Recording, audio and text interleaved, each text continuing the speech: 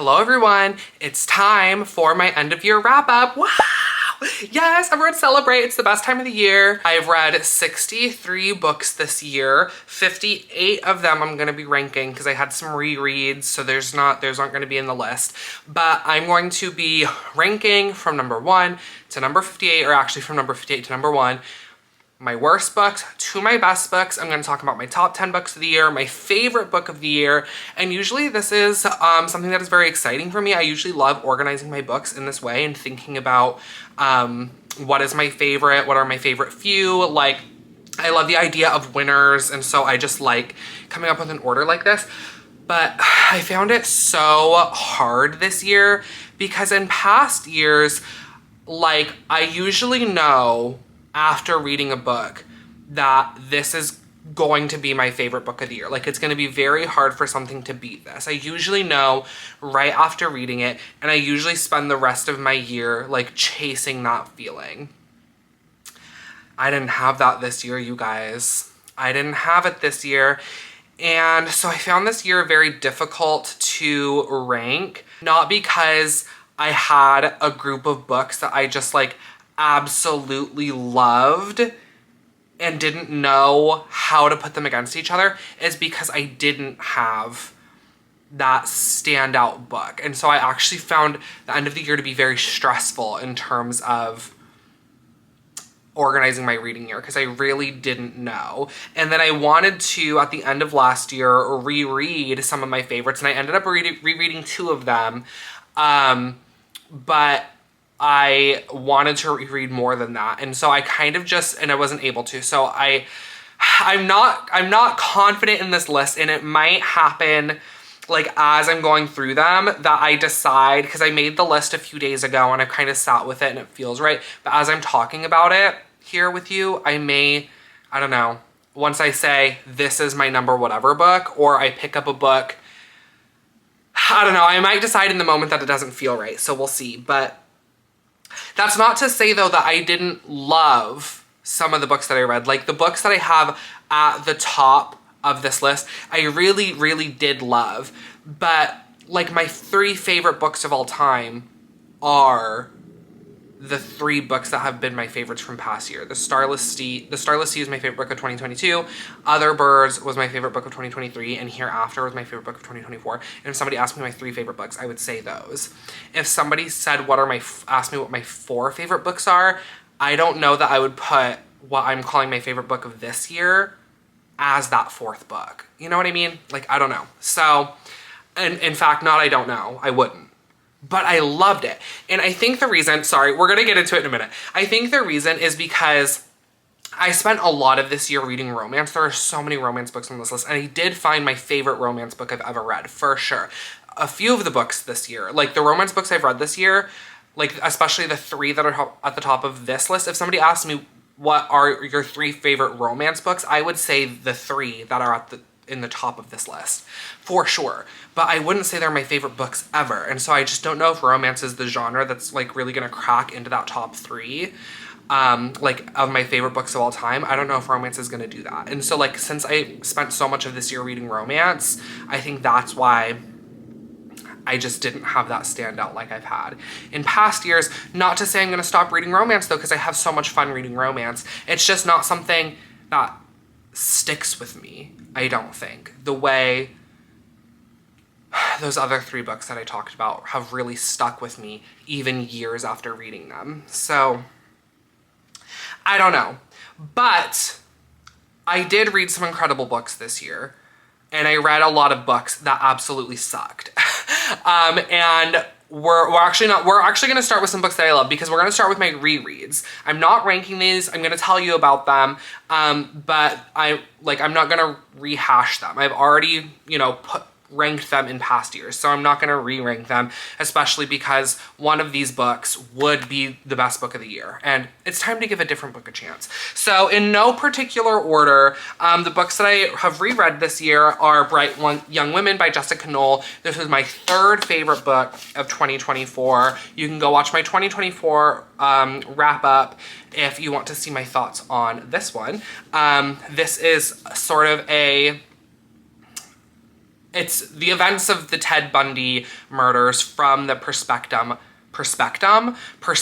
of the survivors of those events. And it is a very, very harsh critique of true crime culture and especially the police. And it's brilliant. And Jessica Knoll has a very, very, very talented voice and a very, very, very talented way of taking down people with words. I also have The House in the Cerulean Sea by T.J. Klune. I reread this so that I could reread Somewhere Beyond the Sea, the sequel to this. Love this just as much, still a 5-star. This is a group of magical beings in the sort of foster care system and a social worker who goes to investigate the home and make sure the kids are doing well, and it's like found family type thing. Who doesn't know about this book by now? I also reread The Sunbearer Trials by Aidan Thomas. This is about this character, Teo. Oh my god, this is like one of my favorite books. And yeah, Teo. Almost gonna remember his name. It's like one of my favorite books.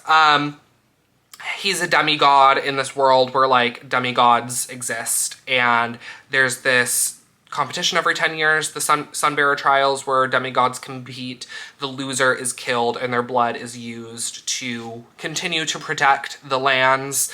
Teo is a teenager. He is chosen to compete in the Sunbearer Trials. He's trans. That plays into the conversations here. The author is a trans man. I absolutely love Aidan Thomas. He has such a talent for integrating the trans experience into like the fantasy worlds that he creates. Another book by him is Cemetery Boys. Fantastic. The sequel to that is coming out September in this year. I'm so excited. Anyway, I reread this so I could read the sequel to it, Celestial Monsters. We'll talk about that in a bit. I also reread The Darkness Outside Us by Elliot Schreffer. 2 teenage astronauts going on a rescue mission to rescue, what's his name? This is Ambrose, and this is, no. This is Kodiak. This is Kodiak, and this is Ambrose. They are going on a mission to rescue Ambrose's sister, Minerva, who went to Titan, which is a moon of Saturn, to like see if humans could inhabit that moon. And something went wrong, and they were going on a mission to save her, and then they slowly start to realize things on the ship are not as they seem. And I reread this so I could read the sequel that also came out, which I still have not read. I reread this like in February because the sequel came out in October of 2024. And so I was like, I need to reread this so I can read that.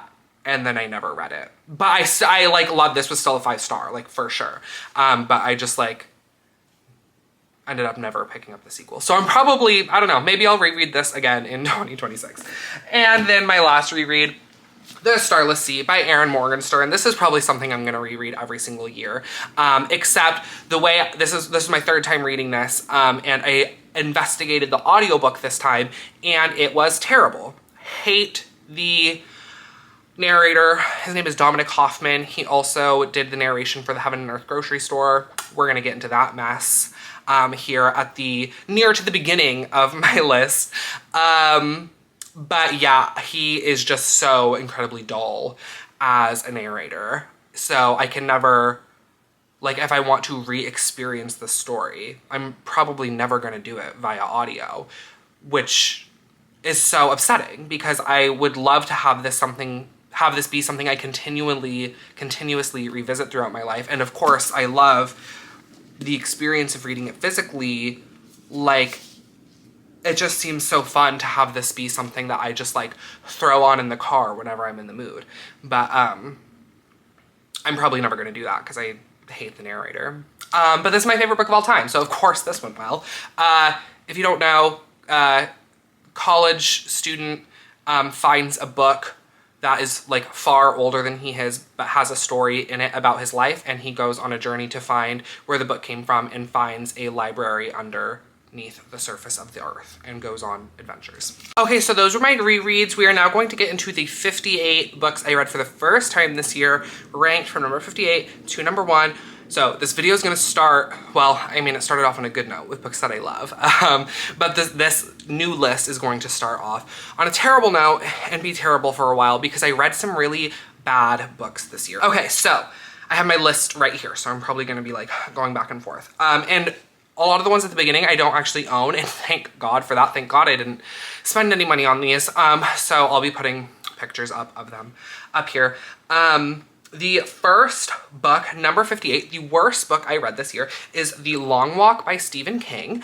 I have an entire video about this book on my channel. It's not solely, I talk about 2 other books in that same video. But the book is literally titled I Hate the Long Walk by Stephen King. So if you want to know why I take such umbrage with this book, you can go watch this video. Essentially, so it's about this probably dystopian world, although Stephen King doesn't really do a lot to talk about what the world is like, which is one of the reasons I have issues.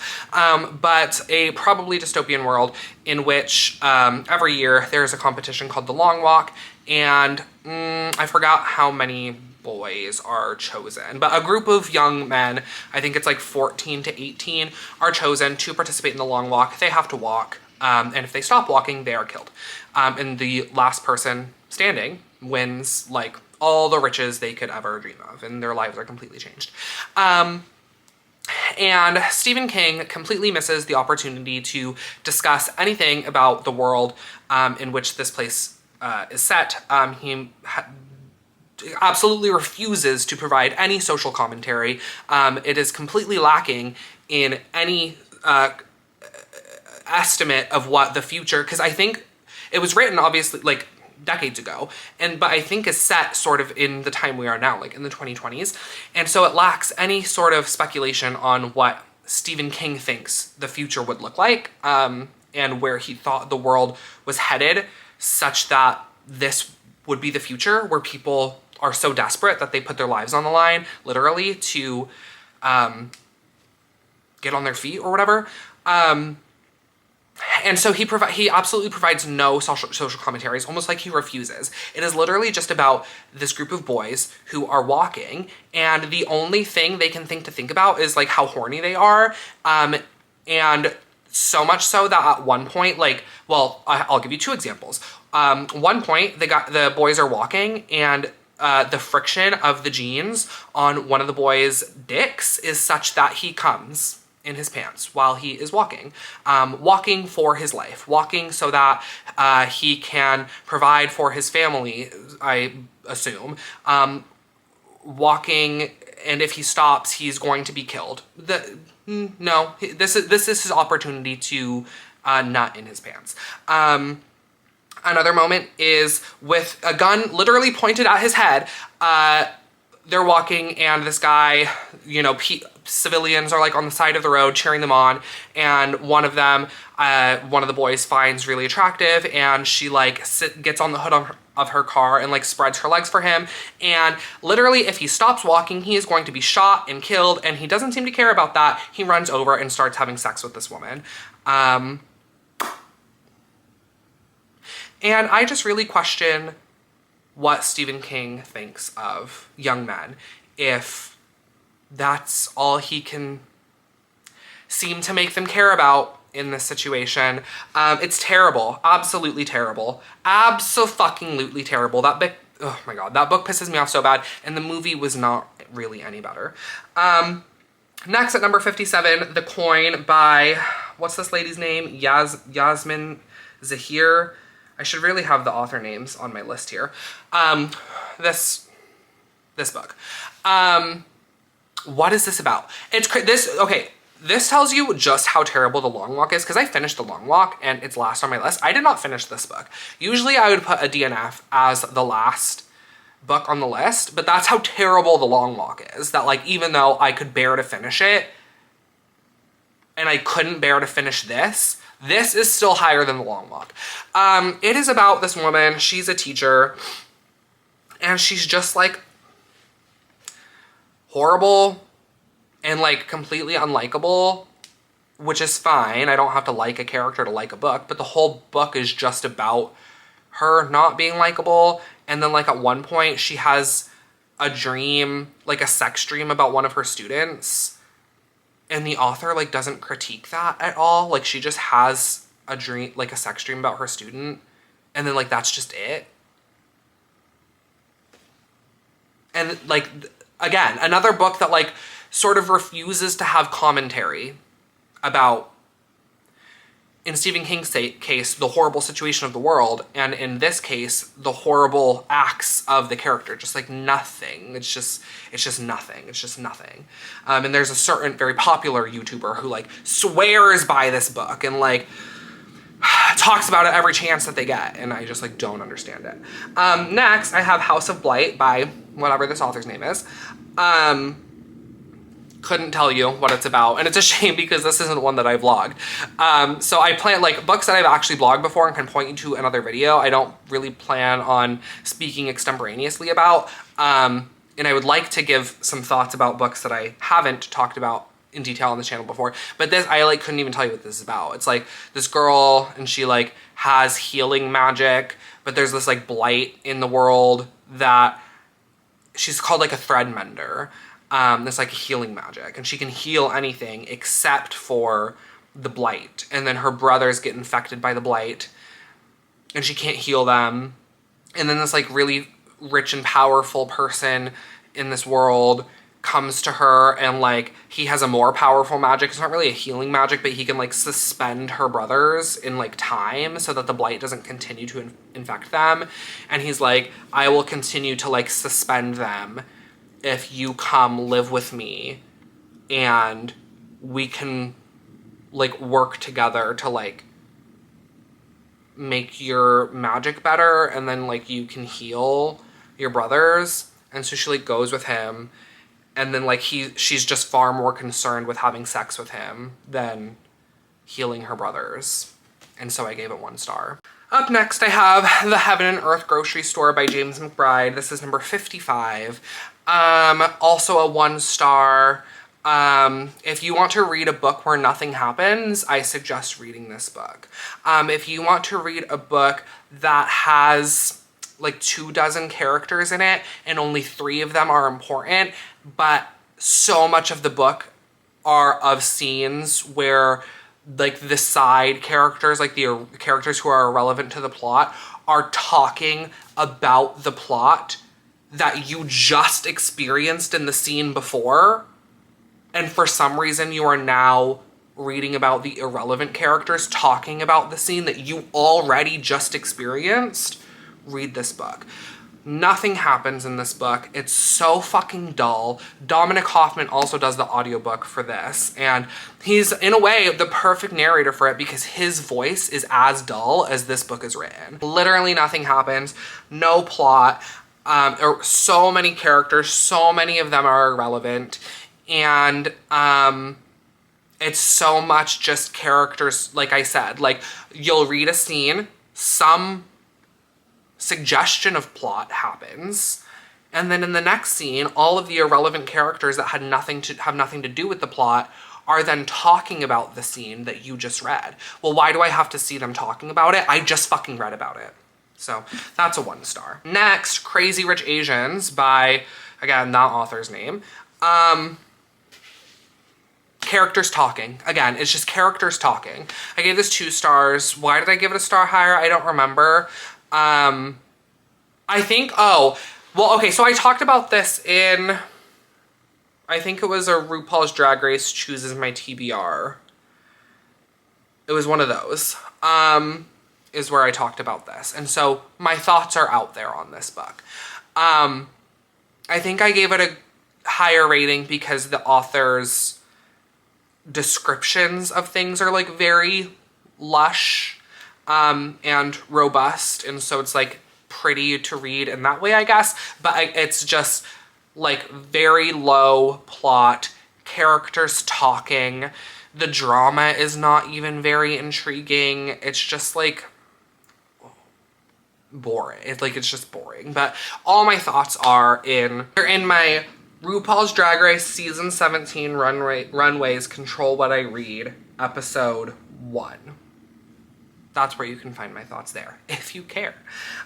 Next, at number 53, The Only Good Indians by Stephen Graham Jones. My heart hurts for not enjoying this. I tried reading this a couple years ago, read the first 100 pages, didn't really care to continue, but I want Stephen Graham Jones to be an author that I enjoy. Like, I really enjoy his premises. I really enjoy, like, what he is doing. I guess, most of the books he writes about, he mostly writes horror, and as I understand them, most of his horror is sort of about the Native American experience. Like, he's Native American himself. He centers Native American characters, and the horrors in the book are, like, they're not trauma porny, as I understand it. This is the only one I've read. But so I didn't find this to be trauma porny. It's just like, the horrors are like integrated into Native American culture.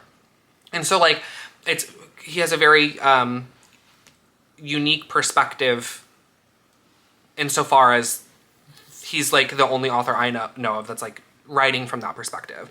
And so I like want to love him. And so I'm gonna give him other opportunities. I just got this, the Buffalo Hunter, the Aardvark special edition. I just got this. I want him to be an author that is for me. This book was not for me. It's about a guy, sometime in his past, he killed an elk, a deer, and then like it's haunting him in the present day. And then like that's the first part of the story. And then that goes somewhere and leads into the second part of the story. That just wasn't compelling to me. And I feel bad. I feel really bad because I like I said, I want him to be an author that works for me. I want to be reading from this perspective, and I want to get a look into what is horrifying to him as a Native American person living in this country. But I just didn't find this story to be particularly compelling, and it's upsetting. I gave it a 2, but I will be trying from him again. Number 52, The Mysterious Case of Rudolph Diesel, Genius, Power, and Deception on the Eve of World War I. Why did I put this above The Only Good Indians, is the question. Do I stand by that? I think I do. I think I do, as I sit. So this is about, Rudolph Diesel. This is a nonfiction. He's the man that invented the diesel engine. And it's like it's like a biography. It's like his life, and the circumstances that surrounded him inventing the diesel engine.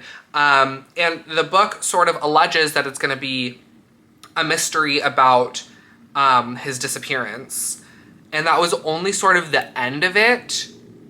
And by the time we got there, I sort of didn't care enough for this to be as compelling as I think it could have been if it was the whole book. Because most of the book was like him being a young man and going to school and inventing the diesel engine. And then like, but that's not what the book alleges to be about. It's alleging to be about the mystery surrounding his disappearance.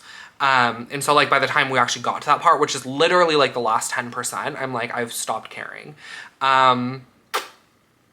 But yeah. 2 stars. 51, Eat the Ones You Love by this person's name. This is about a woman who sort of rock bottom in her life, doesn't have a job, recently divorced or separated or something, goes to work at a plant shop in a mall where the owner of the plant shop is harboring a sentient man-eating plant. And this one I also talked about at length in a RuPaul's Drag Race reading vlog. It's an incredibly stressful reading vlog, I call it. RuPaul's Drag Race All Stars 10 chooses my TBR.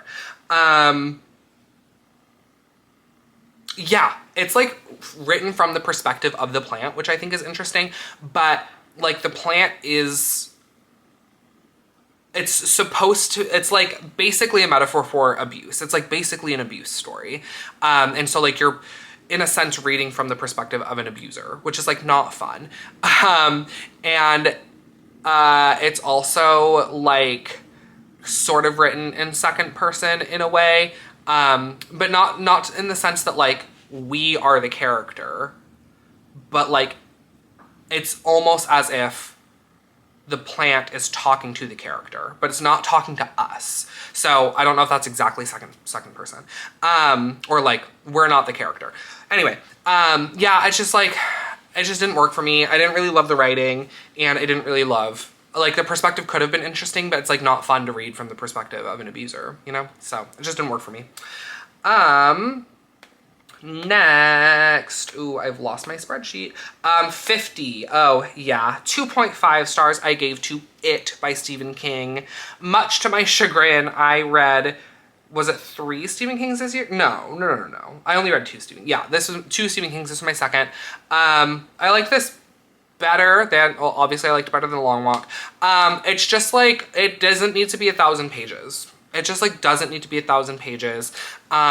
There doesn't need to be like like, can we even spoil it at this point? Like, spoiler for the book.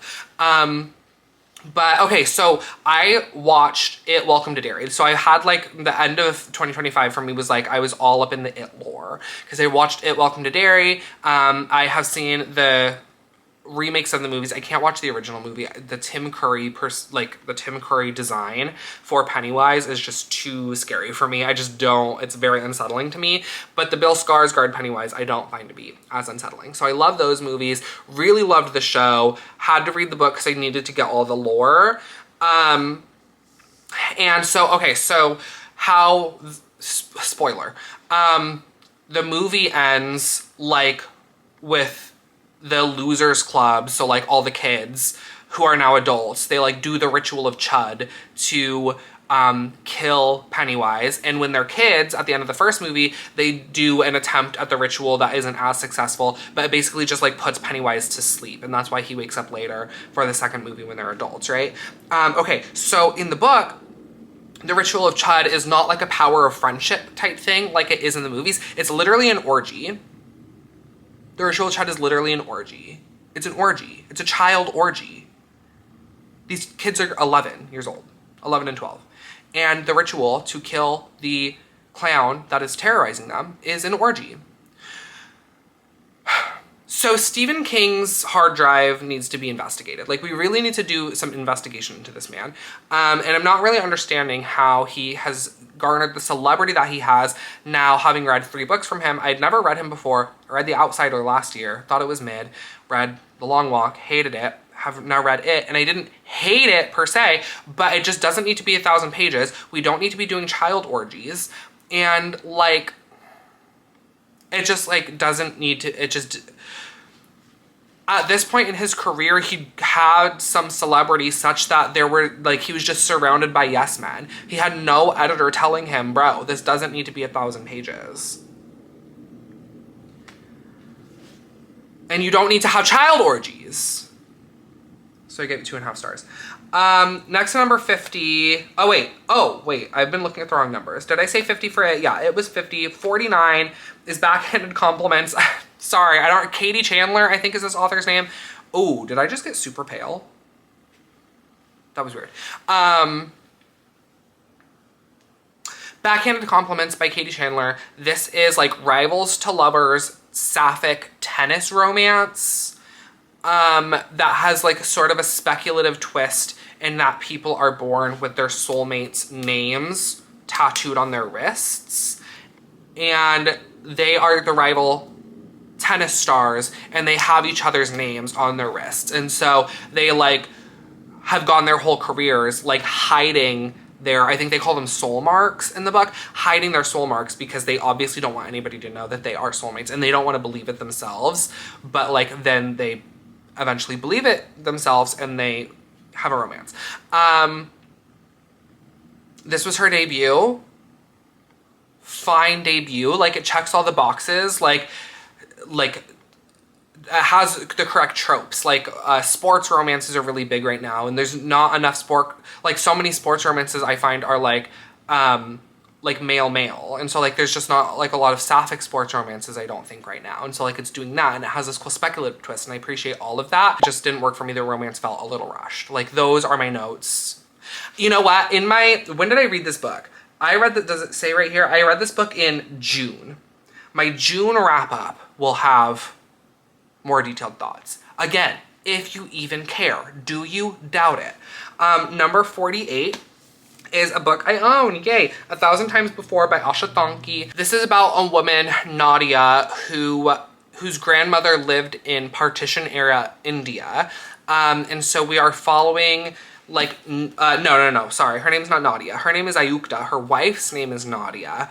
And Ayukta is telling Nadia about her family history because Nadia really wants to have children and Ayukta does not want to have children. And she feels like it is now time to explain to her wife why she's against having children. And so she has to tell her family history. The history being that this family has this like magical tapestry where any member of the family who is stitched into the tapestry gains the memories of their ancestors who are also stitched into the tapestry. So Ayukta has the memories of all the women in her life that came before her that have been stitched into this tapestry. And she doesn't want to have children because she doesn't like that, carrying that burden of your entire family history is very hard for her and she doesn't love it and she doesn't want to pass that down, but she also feels like it's her duty to pass that down. And so it's sort of this, it's a generational trauma type of story. My full thoughts on this can be found in my March and April wrap up from 2025. But I think what kind of kept me from being able to fully be into the experiences that this family has gone through is that the author sort of expects you to already be initiated into this moment in history where India was being partitioned to form Pakistan. And that's just not a moment of history I'm super familiar with. There's like even a moment in here where Ayukta is talking to Nadia about that history and she's like, but you already know about it. And because she's telling the story to Nadia, like we are Nadia in a way, like she's telling us the story and like we may not know. And there was just like things in here experienced by the grandmother and like traumas that trickled down into Ayukta's mother and Ayukta that I think had this history been a little better explained for the reader who may not know about it, like we would just have a better understanding. And I feel like I didn't fully get that understanding, which is like my own fault. Like it is an ignorance on my part to not know this history, but you also shouldn't as an author assume your reader knows certain moments of history that you're writing about. So that was my struggle and I gave it a 2.75. 47, Midnight in the Garden of Good and Evil. I gave this a 3. This is about, it's like a true crime case where there's this man, did he murder someone? I don't even remember what the crime is. The guy who wrote the book, he moved to somewhere in Georgia, or maybe it was Charleston. It's Savannah, Georgia. I looked it up. It's like 1980s Savannah. He meets a very zany cast of characters there. And he is sort of experiences this like true crime case like as it's happening. At number 46, Devolution, a first-hand account of the Rainier Sasquatch Massacre by Max Brooks, is a horror about, it's like diary entries of this woman who lived in this like sort of isolated eco community, and then Mount Rainier, it's a volcano, so it erupts and shakes loose the Sasquatch and the Big Feet that live in the woods, and they sort of invade this community, and there are killings and horrors and massacres that happen, and the main character is like detailing the horrors in her diary, and I gave it a 3. Next at 45, Where They Last Saw Her by Marcy R. Rendon. I also gave a 3. This is about a woman, someone's kidnapped, and I think she like pseudo witnesses the kidnapping. She like hears a woman screaming, and then there's a report that a woman is missing. And all the while in this time, like, this isn't the first woman that's gone missing. She's Native American. So like Native American women are going missing. Huge problem in the country with Native American women and girls going missing all the time, with no attempt to investigate that pattern by law enforcement or the FBI or whomever. Like, this is a real life issue that Marcy R. Rendon is commentating on. And I think that's a very important commentary to have.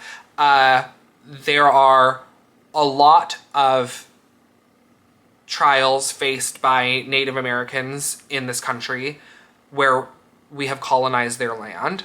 Obviously, it's not just that Native American women and girls go missing at a very high rate, but the author, I think, tries to tackle the full breadth of those plights, which in terms of a single story kind of muddies it down a little bit, where I feel like she should have focused on the one issue and had that be the single driver of the plot, and probably would have made what she wanted to say much stronger.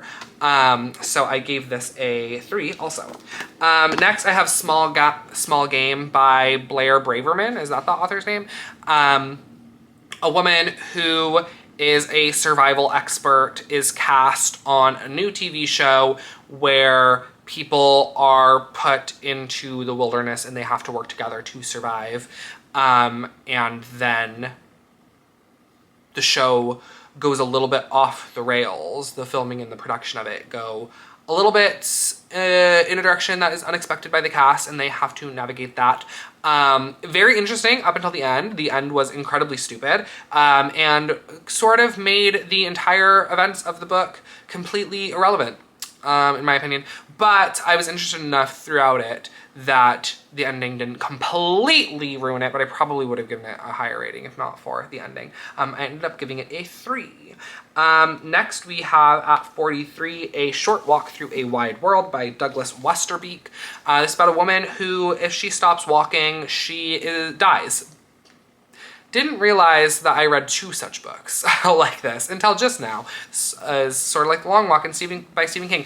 But if she stops walking, she's not shot and killed. She has like this magical ailment where she can't stay. It's not even that if she stops walking, it's that if she stays in one place for too long, she can sleep, like she can sit down, you know. But if she stays in one place for more than like a day or two, then she starts to die. And so it's about her and her travels and going all over the place and experiencing things. And I thought it was perfectly fine. Why didn't I give this higher than a 3? I don't really remember. You can hear my thoughts on this in my January wrap-up, I believe. Oh, not just my January wrap-up, my Book of the Month, Goodreads, and Buzzwordathon Choose My TBR vlog. I talked about this in here, where I also talked about the next book, None of This Is True by Lisa Jewell. I also gave this one a 3. This is a woman, she hosts a podcast. She invites a woman to be on her podcast who promises to have a very interesting story. What happened in this book? I don't know if I remember, but what I do remember is there were conversations in this book that I thought were actually like, actually like very damaging and like almost offensive towards women who have lived in abusive households. I don't remember exactly what those conversations were, but the like feeling I have thinking about this book is just those conversations that I thought could actually be like kind of offensive. So I gave this a 3. If it wasn't for those things, I probably would have given this a higher rating. I thought it was a perfectly interesting mystery and thriller, but some very strange choices by Lisa Jewell that I remember being very put off by those things. So it's a 3. At number 41, I have Hiding Him. It's like the most basic young adult romance that I can like think. It's probably the most basic young adult romance that I've read. There wasn't like a whole lot, like we're gonna get to it towards the end of this list. I read some young adult romance that like really, really have a lot to say and like really like could give not just young queer kids, but like people in this like young adult age group like a lot to think about. And like it puts those books put characters in like family dynamics that are really thought-provoking, that like is good representation for people reading those things aside from just the romance. Like of course queer romances for teenagers are like in all of media there's like a dearth of that type of representation, but there's been a huge boon in that representation in books recently, which is so fantastic. And they're even more fantastic if they are also saying something about other issues that are relevant to teenagers, like with family life, school life, trying to fit in, like whatever, that are really fantastic. I don't feel like this did all of that. Like it was a cute, heartfelt romance. Like it was nice, it was cute, but didn't really like have, that I recall, super, super important conversations, at least not conversations that were as important as some other books I read this year. So I gave it a 3, but it was still like a perfectly fine YA romance. It was cute. Like if you just want to read a feel-good, young adult, male romance story, like this was that. Okay, next at 40 and 39, I'll put them together. 40, Don't Want You Like a Best Friend, and 39, You're the Problem, It's You. This is a like Regency era, I think is the era, like Victorian, Regency, are those the same thing? Like 1800s, yeah, 1800s, early 1900s, I think, England. One a sapphic romance, one a male-male romance. They're in the same universe. The Achillean romance, if you will, follows 2 boys that we meet in the sapphic romance. And so like all of these characters are in both of these books. It's just focusing on 2 different characters. I gave them both a 3.5. I thought they were both great romances for this time period, if that's what you're looking for. Why did I put the Achillean one over the sapphic one? Because I felt like the sapphic one didn't focus enough on the core relationship between the 2 women whose names I am not remembering. The whole like plot of that book is they are trying to set up their parents and then end up falling in love with each other. So I feel like it was more focused on the parents' romance and them trying to set that up rather than the romance between them. Whereas the Achillean one, You're the Problem, It's You, the romance was more centered on them and not, there wasn't that distraction like there is in Don't Want You Like a Best Friend. So that's why I put one above the other. But they're like not different enough that I would like put them in wildly different places on the list. So they're at 40 and 39 together. Next, at number 38, also a 3.5. I'm so disappointed. Celestial Monsters by Aiden Thomas. This should be higher. This should be higher. This is the sequel to The Sunbearer Trials.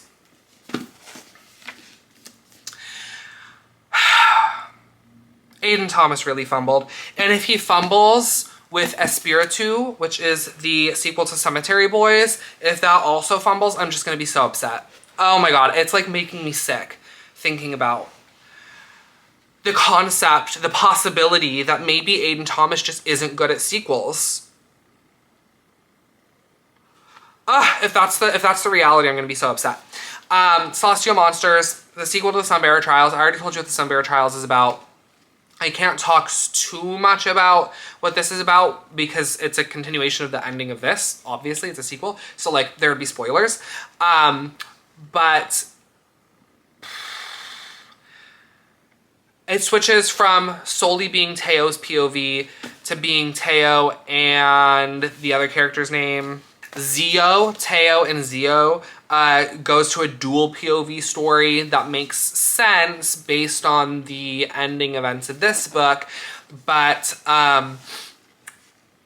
I just did not like what happened with Zio's character in this book, I don't think. And also, what I so admire about Aiden Thomas, the like really, really raw and insightful conversations about the trans experience and like integrating that into the fantasy world that he creates. Like, I did not find those conversations in this book they were just like, just very strange choices for Zio's character as it relates to, Zio's also a trans man. And so like the conversations when they happen, it just felt so forced in a way that Aiden Thomas's commentary on those subjects are so not forced in his other works. And it was just strange. It was just strange. So yeah, it was really, really an upsetting close to this series because I love this book so much. I love it so much. And then this fumbled for me. So this is a 5-star. This is a 3.5. Hi, Jacob from the future here. So, I accidentally skipped a book, and I realized I skipped this book, like, after I'd already moved on. I realized I skipped it, but then I forgot after I was done filming to then film me talking about that, and now it is 2 days later, and I'm like, I should probably talk about that book. So this is number 37. My 37 book of the year is The Long Run. Where's Room? Right here. By that author's name. James Ackerman. Is that a name? Is that this author's name? I don't know. That just popped in my head. This is like a YA sports romance queer about the captain of the field team and the captain of the track team. Didn't know those were two different things. I thought it was track and field is like one thing, but I guess not. And so they're like rival captains of the two different sports. And I don't remember their names. But they, like, one of them like breaks his arm or his leg or like one of his appendages. And they end up like becoming friends somehow. I should have just pretended I didn't read this book because I like don't remember what happens apparently. But like they're going to a party, they're going to a mutual party, and like one of them is walking and the other one like is driving and sees him walking. He's like, let me give you a ride. You have like a broken, I think it was like a broken ankle or foot or something. You have like a broken thing. Like, let me give you a ride. So he gives him a ride and they end up kissing, and then they're like both in the closet, so they're like trying to navigate their feelings for each other, and it's all very cute and nice. And they have like adverse house situations. You're gonna see me talk about later a book called They Hate Each Other, which like I kind of reference this book in that because this was like a worse version of that. Like it's both like two boys that are like rivals, and they have like really tough home lives, and that I think is really valuable again for I can't remember if I've said this before you're watching it or if I say it later in talking about different books, but it's very valuable for readers of this age to be reading this, whether you're queer or not. Like any, you know, I feel like anybody of this age range can get something out of reading about teenagers having like difficult circumstances at home because either they're going through that themselves or maybe their friend is. Like there's something you can get out of that, right? And so, like, I really appreciated that. What I didn't appreciate, which, oh, you can go hear me talk about this in my, I don't know, what month did I read this book? One of my wrap-ups. My February wrap-up. I read it in February. What was I saying? I just, like, paused for 2 minutes and now I don't remember what I was saying.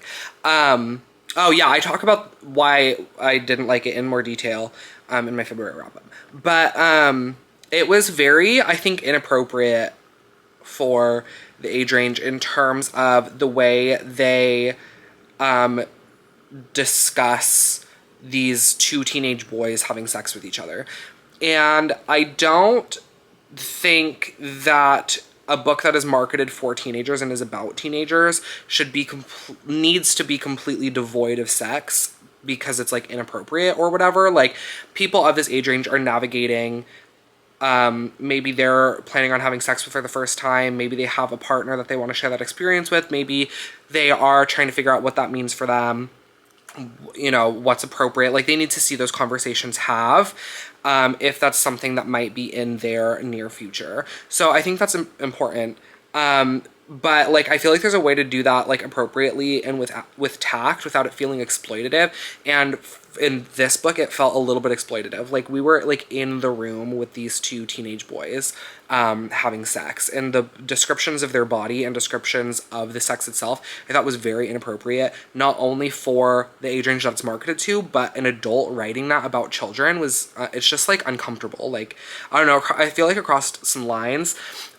Which is a shame because the rest of it was so good in terms of the other circumstances that they were navigating, in terms of being in the closet, in terms of being in abusive households, and things like that. I think those were all really important conversations to have and done well. But then the sexual conversations were just inappropriate. So I gave this a 3.5. And it was my number 37 book of the year. Okay, back to Past Jacob. Next, number 36, 3.5 stars. The trees grew the trees grew because I bled there. A short story collection by Eric LaRocca. I don't know, the 3.5 was like the average from the ratings. 2 5-stars, 3 3-stars, 2 4-stars, and a 2-star. My favorite two, the 2 5-stars were the last 2 stories. I'll Be Gone by Then, and Please Leave Her, I'm Going to Hurt You. I'll Be Gone by Then. A woman's mother, she's from Italy. Her mother has to come to Italy because her siblings can't take care of her anymore. So she comes to Italy to stay with her mom. She's very, very old. The woman finds this to be a complete burden on her, and she tries to find a way to get out of having to take care of her. And then Please Leave Her, I'm Going to Hurt You. A father and son are going on a hike to determine where the father wants to be buried after he dies. I thought they were both great. The rest of them were good to just okay. Next I have, I don't have it, 35 is Stag Dance by Tori Peters. It's another short story collection. 4 stories on there. One of them I had to DNF.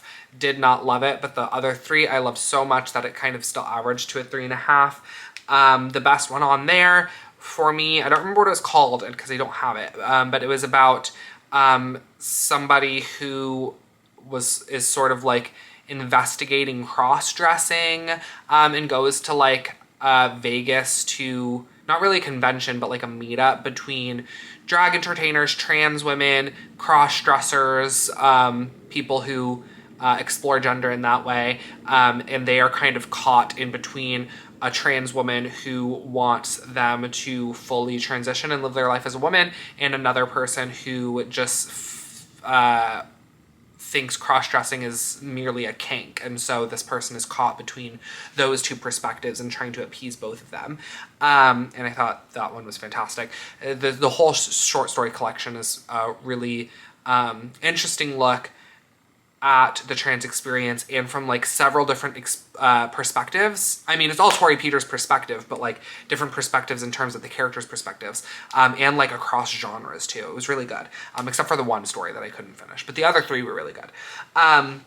Next I have at number 34, Wake Up and Open Your Eyes by Clay McLeod Chapman. I ended up giving this a 3.75, I think. Yeah, 3.75.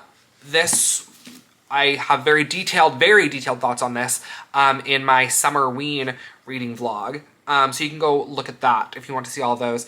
But this is about this sort of apocalyptic situation that is motivated sort of by brain rot in general, mostly like far-right media.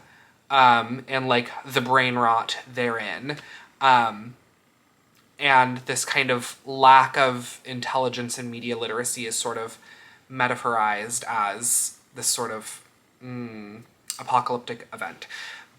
It was good. I had a little bit of trouble with Clay McLeod Chapman's writing, was my is why it has sort of a low rating. But again, full thoughts in my summer reading vlog. Now we are in the 4 stars. Number 33, Lisa C's Lady Tan's Circle of Women. This is a fictional story about a real life figure, Lady Tan, who in like I think 1400s China, she is in an arranged marriage, but in her youth learned from her grandparents, I guess like the art of medicine as it was at this time. Obviously medicinal advances were like they're not what they are today, but she was sort of a pioneering figure of the time for sort of herbal and natural remedies for things that are today sort of like the basis for like pills. Like a lot of pills that you take they're like concentrated natural materials like roots and stuff. So it's about her and her life, and I thought it was very good. Next I have Somewhere Beyond the Sea by TJ Klune, the sequel to The House in the Cerulean Sea that I reread this year.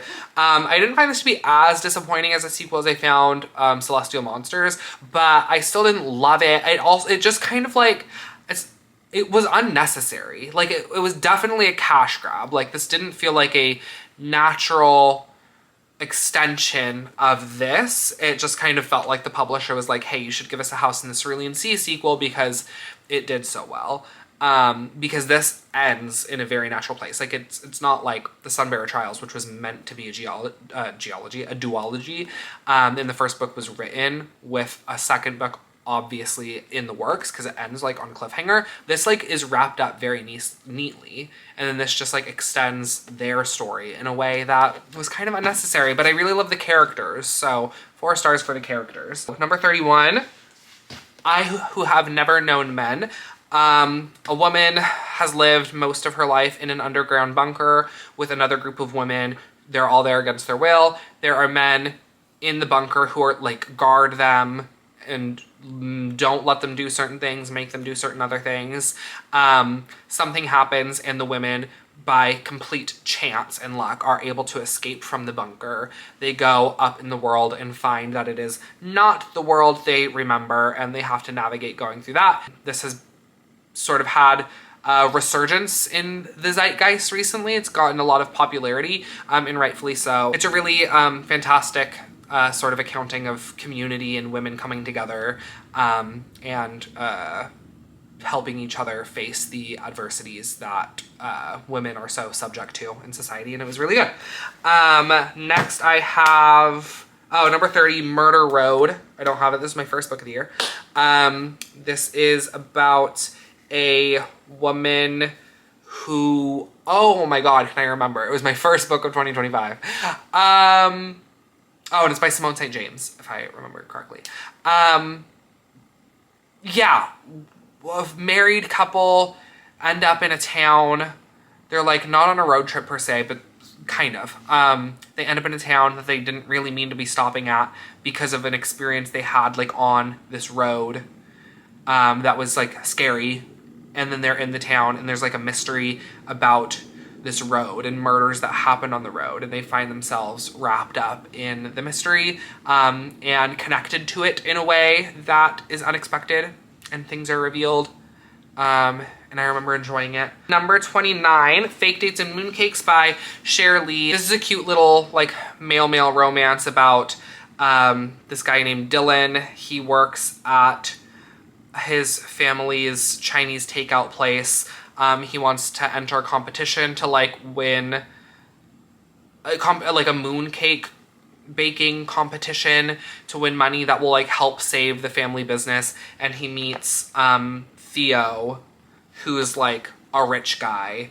And yeah, it's similar to Hiding Him in the sense that like, I don't know, there's not like a lot of larger conversation about other plights that teenagers may go through. It's just like a nice, cute romance about like this baking competition and him trying to win it for his family and like a cute boy. So it's like just nice. But yeah, like cute cover, right? Cute colors, cute boys. I really liked it. Next we have Pole Position by Rebecca Caffey. Is that person's name? This I gave 4 stars. This is a sports romance. I don't remember either of these characters' names, but they're both race car drivers. It's very much an adult romance. I think this is the first adult romance on the list. Very much an adult romance, very erotic. It was, you know, attempting to do all the right things in terms of like giving the characters additional, you know, more layers. Like one of the characters, he has a sick mother and, you know, he's trying to like make money from his career to like help his sister, to like fund his sister taking care of their mom. And like the other one is like in the media just looked at as sort of like a playboy who's like always drunk and hooking up with men. And he like is revealed to like not be that way, but the other character like views him that way, so they have like a rival situation. So there are attempts at adding layers to the characters, which I think just other books that are coming on this list like just do better. So I only gave it 4 stars. It's a little bit down in the ranking because of that, but like if you are looking for sports romances that are erotic, like this is a good one. I would recommend it. Next I have, The Hunger Games, Catching Fire, and Mockingjay, which I do not own, at numbers 27, number 26, and number 25, respectively. I think that Suzanne Collins gets better with each book she writes. I read all 5 of the Hunger Games books this year, and each one is better than the last, in my opinion. I don't need to talk about Hunger Games, right? Like, we all know Hunger Games.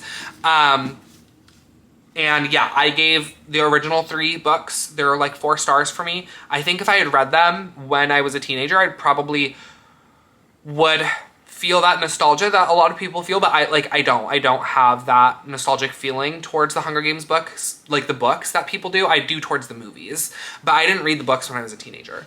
So I don't like have that. I think they're perfectly fine. I think they're like really good. In fact, I think they deserve everything that they have. But they're not like 5-star best series ever for me, but I understand why they would be for some people.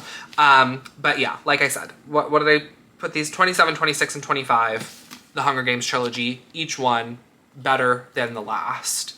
So 27, 26, 25.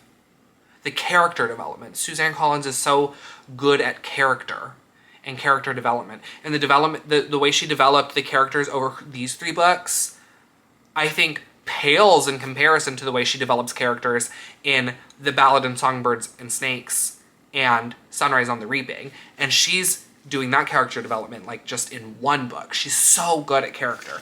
Anyway, so those are those 3. Next at 24, I have Lessons in Chemistry by Bonnie Garmis. This is about a chemist who this is in the 60s, so she's a woman in science in the 60s and very much does not get the credit she deserves as being an intelligent woman. Instead of getting her PhD and like being, you know, the lead researcher in any room she's in, she's resigned to a life of lab technician work, working under men who are just not as smart as she is, not as capable as she is, and she ends up getting a role as a television host, hosting a cooking show, and she integrates chemistry into cooking. She has a daughter, she's a single mom. It's about misogyny, it's about being a woman in science, it's about being a mom, it's about a woman living in the 60s, and it's fantastic. My full thoughts on this and why I'm not giving it a full 5. I don't really remember why in this moment. I kind of do, but I don't really feel like stumbling through an explanation now a year after having read it. But like, yeah, 4-star feels right. I think it's a very good book. I read this in the same vlog I read None of This Is True in a Short Walk Through a Wide World, if you care. But let's get some applause for this cover. I think I have the most stunning edition of Lessons in Chemistry that is in print. And also, like, now come on now. Next at number 23, Darkrise by C.S. Picot. This is like, oh, I don't know. A boy, like chosen one type story, stumbles upon a magical world, finds out he's connected to it in a way that he did not previously know, makes new friends, has to save the day. Like classic story like that. It has a sequel. It will appear later in this list. The third one is coming out this year, I think. May have already come out by now. I don't actually know. But yeah, like, I love this series. It's a very good series. I loved the sequel. The first book is very, like, I just described something very, like, ununique, right? Like, we've had several types of these stories before. This didn't do anything offensive, but it also didn't do anything fantastic, so I gave it a 4. But I thought the sequel was fantastic. And I'm very excited for whenever I get to the third one to reread this series because I do really enjoy it. Next at number 22, also a 4-star, Husband Material by Alexis Hall. This is the sequel to Boyfriend Material, which is gonna appear later in this list. I feel the same way about this that I feel about Somewhere Beyond the Sea. This did not feel like a necessary sequel. Boyfriend Material wraps up nicely. It could have just ended there. This is following Oliver and Lucien on their journey developing their relationship. They have gone from boyfriend material to husband material. The third book is called Father Material, right? So, like, we know where it's going. And yeah, like I said, just doesn't really feel necessary, but like I would watch these characters like do their laundry. Like I just love them so much. So I gave it a 4 because it didn't really do anything additional.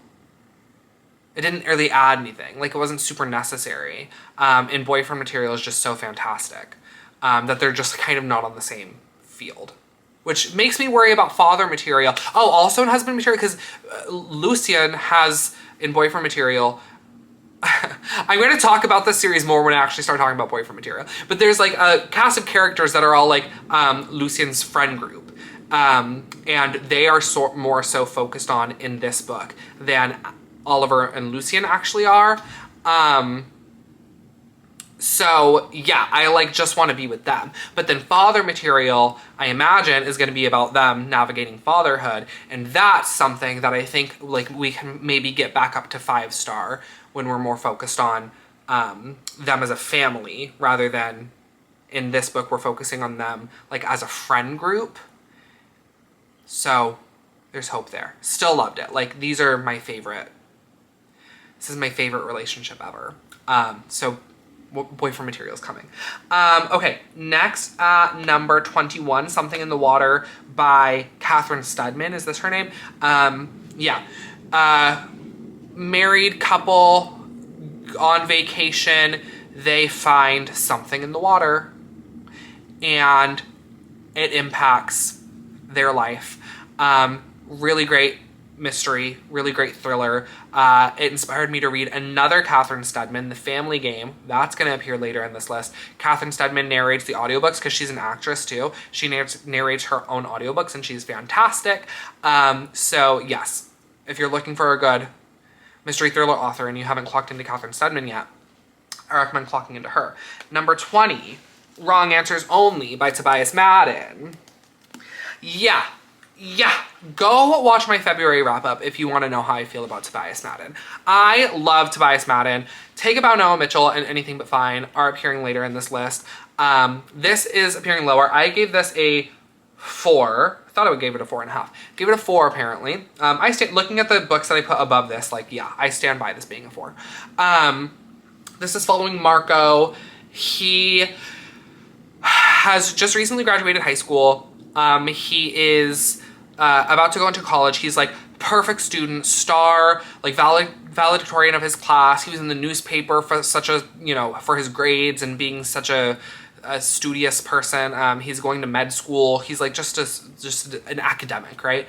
And all this pressure that he has on himself, whether from he's putting it on himself or he's getting it from other places. He on the way to the train to go to the new school, he has a very intense panic attack, has to be hospitalized. And so his parents are obviously terrified of this, decide, no, like you can't, like if this is the amount of pressure you're putting on yourself such that like you have to be hospitalized because of your panic attacks, like no, like you're gonna have to wait to go to school next year. And then his grandma gets in touch with his uncle, who's the captain of a cruise ship, and is like, hey, your nephew's going through it. He needs to take a break to relax, to be a kid. Can he come stay on your cruise ship? And so he gets like free room and board on this like cruise to like gallivant across Europe and like find himself. And of course, he meets a cute boy on the boat who also works on the boat as a dancer. And so like there's relationships there. Yeah, Tobias Madden is fantastic. He is the queer YA writer right now for me. He is writing the books that I feel like I would have needed to read as a teenager. And if you have a little gay boy in your life who is trying to just figure out what that means, recommend him some Tobias Madden. I would not necessarily recommend this one. I would recommend Take About Noah Mitchell and Anything But Fine to a queer teenager, because this one is a little bit more adult. Tobias Madden's next book that has been announced is a full adult romance. So I think this was him trying to shift from young adult to adult, because this one is a little bit more mature. It's a little more adult. It's more so for somebody like about to graduate high school, going into college, like might be good there. The conversations that are added like outside of the romance, like navigating family life and navigating just what it means to be a person in the world, were maybe a little bit lighter in this book than I think they are in other books. Although there is like a huge like family drama component to this book. Yeah, so I prefer other ones from him. I still really love this. I gave this a 4-star. I love Tobias Madden, like as an author. I love everything he's doing. Like I said, he's writing the books that I needed to read as a teenager, and I love that so much for him. This one didn't work for me as much as his other ones did, but still very, very good. Next at number 19, Walking Practice by Dolki Min. This is about an alien who has been living on Earth for some years, and in order to survive has to have sex with people and eat them very, very graphically and explicitly, and it's a little gross. But yeah, it's so like he's an alien, or they're an alien, and on Earth, like the pressure of Earth's atmosphere is like so much more than what they're used to on their planet. So like trying to go anywhere or do anything is very like, it's a chore. And so that's why it's called Walking Practice, because it's like about this alien trying to get from place to place, and feed itself, right?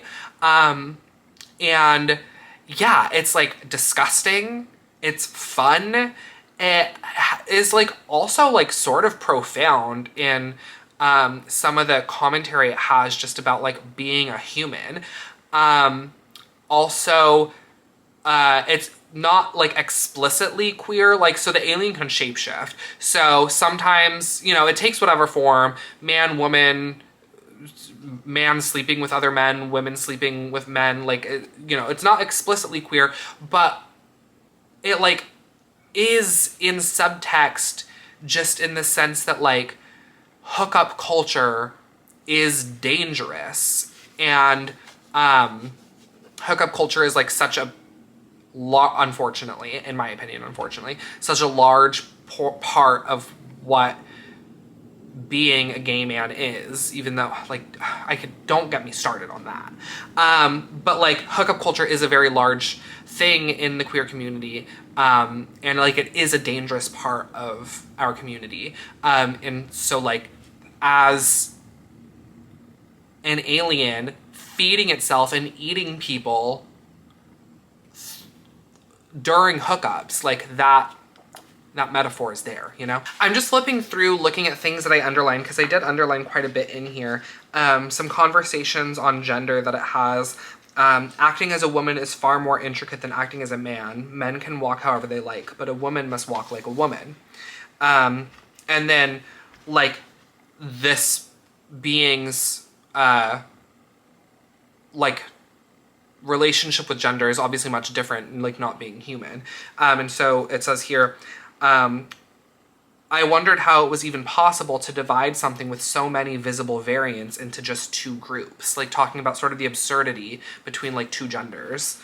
And then another one was, so during one of the hookups, there's this line, why did I come to meet him? To become his tool? I need to feel myself as a warm body being used by anyone. A smile sneaks across my lips. It's ludicrous how much I depend on the pleasure I derive from these worthless humans penetrating my fake asshole. And then in the translator's note, so the alien's name is Mumu. It says, the physicality of the text and the way it embodies and weaponizes conventional understandings of sex and gender as a way to feed the violent hunger of Mumu's loneliness is what makes Walking Practice a profoundly queer work of literature.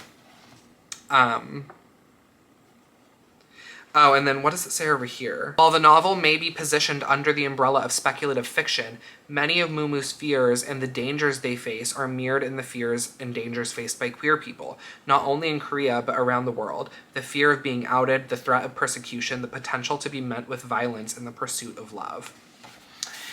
Maybe this book deserves more than 4 stars, honestly. I don't know, I'm not, like I said, I'm not gonna sit here and rehash my ratings or my rankings or whatever, but this really is a fantastic book that for a like really grotesque horror novel actually has quite a point of view. So I would recommend Walking Practice for sure.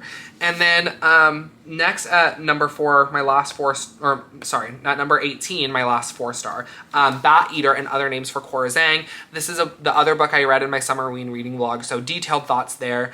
But this is about Cora at the height of the pandemic, like August 2020 peak lockdown. Her and her sister go out for a grocery run. They live in New York. They go out for a grocery run, come back, or are going back home. They're waiting for the subway, and a man runs up to them. They're Asian women. A man runs up to them and yells Bat Eater and pushes Cora's sister in front of the train as the train is coming in, obviously killing her sister. Cora, some months later, she is working as a crime scene cleaner, and she notices that there is a huge boon in the amount of Asian women who are being killed, and at the crime scenes of Asian women that she is cleaning, there are dead bats left at their bodies. So she is investigating that.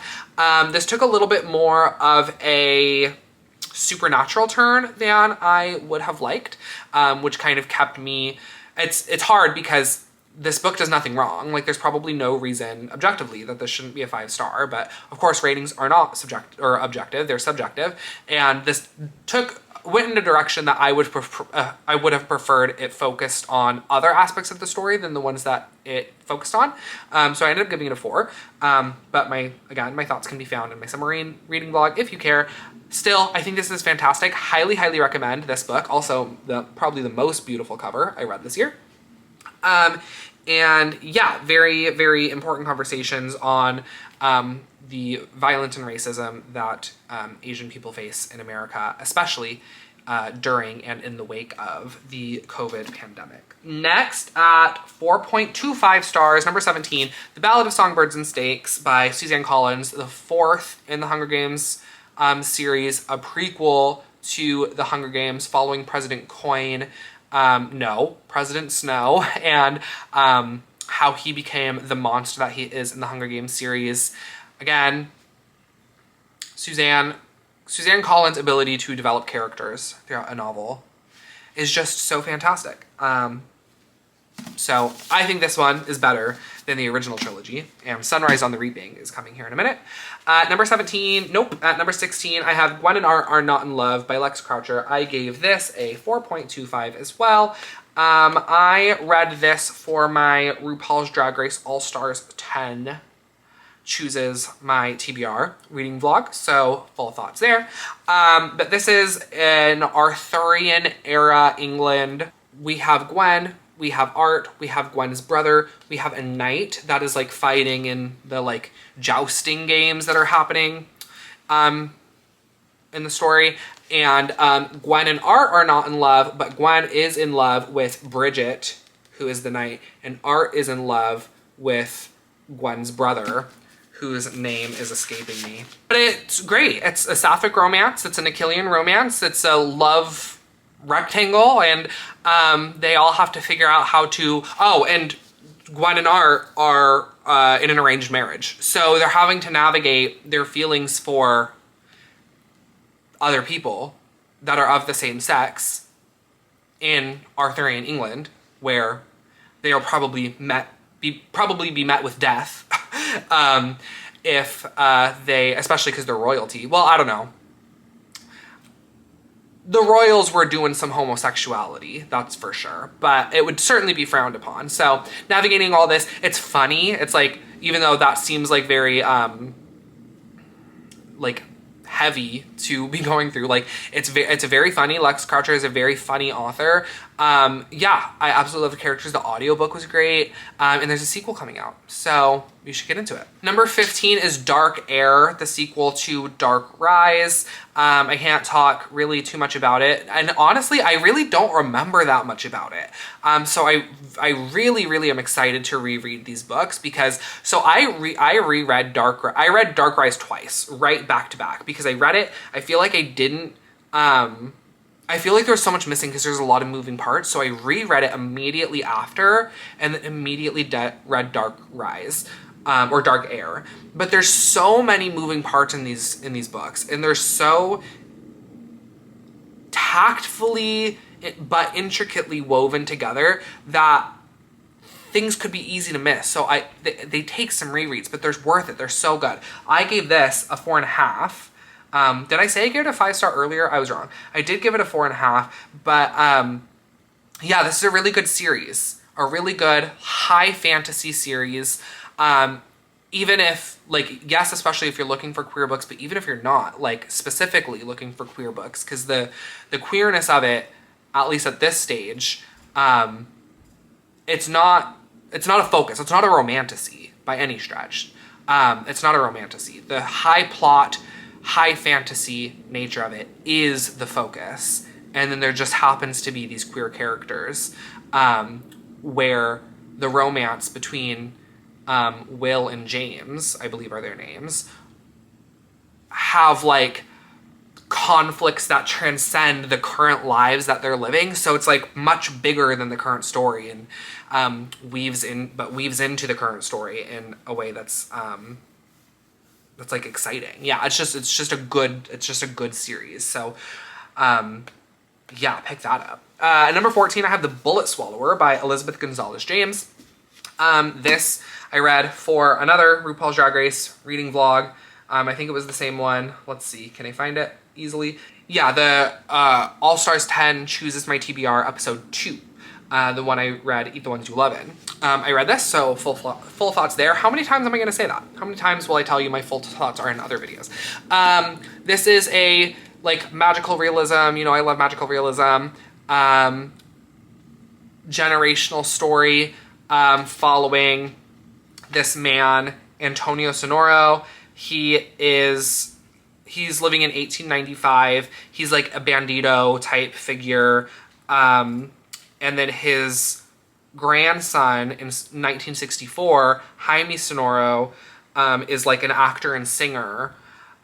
But there's this like family curse type beat that they are having to contend with. And Jaime gets a book that sort of details the sins of his entire bloodline and why they are sort of cursed the way that they are. And then there's like this other figure that is like casting a shadow on the story and sort of following Antonio and Jaime between their respective timelines. And it's haunting. And yeah, like also exciting because like Antonio's like a bandito in like the Texas, Mexico region. and so like there's like Western vibes to it also. So it's like this like Mexican American Western magical realism book, and it's just like an interesting mix of elements that yeah, were like really good. So, and like also beautiful cover, beautiful colors. So I gave this a 4.5. Next at number 13, I have James by Percival Everett. This is a Huckleberry Finn retelling from the perspective of James, who is an enslaved person who escapes, and him and Huckleberry Finn, who is a runaway from the plantation that James works on, they run away together and have to face different trials. But in this retelling, it's from James's perspective. So obviously touching on conversations that the author of Huckleberry Finn, what's his name? Tom Sawyer? Mark Twain? Yeah, Tom Sawyer is the character, right? Mark Twain is the author. I'm going to commit to Mark Twain. Conversations that Mark Twain, as a white man in the time period that Huck Finn was written, was just not equipped to have. From my understanding, of course, speaking as a white man, so take this with a grain of salt, but from my understanding, Huck Finn was, because of its portrayal of James as an enslaved person, was sort of progressive for the time. But again, Mark Twain was a white man. So he was not having those conversations to the degree that they needed to be had. So Percival Everett takes on the labor of having those conversations, and it's just fantastic. My only flaw with this one is that I do think it's hard because it's not Percival Everett's job to retell Huck Finn, for sure, but like, because he's not, I've never read Huck Finn. So I'm not like initiated into that story really. So all the characters that are in this that you would know from Huck Finn, like I don't know. And it's not James's job to tell those stories, or James's job, it's not Percival Everett's job to tell those stories. But without them, I sort of felt like the surrounding characters were not robust. And so that was my only critique with it, but I still gave it a 4.5. I loved it, and would recommend. It's celebrated for a reason. It's getting the hype that it has for a reason. And if you've not picked it up yet, I would suggest you do so. Next, at number 12, Julie Chan is Dead by Lian Zhang. This was such a surprise. This was about a woman, Julie. Her sister Chloe is her twin. They are estranged, and because they were separated by adoption. Their parents died when they were young. Julie is adopted by her aunt. Chloe is adopted by a wealthy white family. So as they grow up, Chloe becomes a social media influencer, like akin to the Kardashians. Maybe not that much, but you get what I mean. And so they have not talked in years. Well, one night, Julie gets a call. It's from Chloe. She's speaking completely unintelligibly. And Julie's like, okay, I should go check on her. She goes to Chloe's house to check on her, and she finds Chloe dead. By the way, a shout out to Kim Cattrall.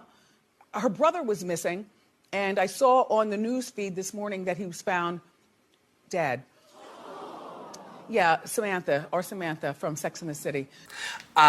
So she then decides to take over Chloe's identity and has to navigate being a social media influencer, but like not getting initiated into it. She, like, everyone just assumes that, you know, she's Chloe, obviously. But then, yeah, so like she calls the police and the paramedics and whatever, and the dead body, she's like, that's my sister Julie. So then she takes over Chloe's life. And it's like a really fun look into the lengths people will go for fame. And yeah, I'm not going to say too much more because it definitely does a little bit of a genre shifting in the middle of the book that is not explained in the synopsis. So it is a wild ride. Where you end the book is absolutely not where you would expect to end it based on like the pitch of the book, because it absolutely does do like a genre shift. And it's just fun. It's just cool. So 4.5 there. At number 11, I have My Fair Brady by Brian D. Kennedy. I said this was my year of romance. It was certainly my year of YA romance. This is about, what are their names? Elijah Brady and Wade Westmore. Wade and Elijah. There's Elijah. There's Wade. Wade is like the popular theater gay at their high school. Elijah is just like shy and sweet.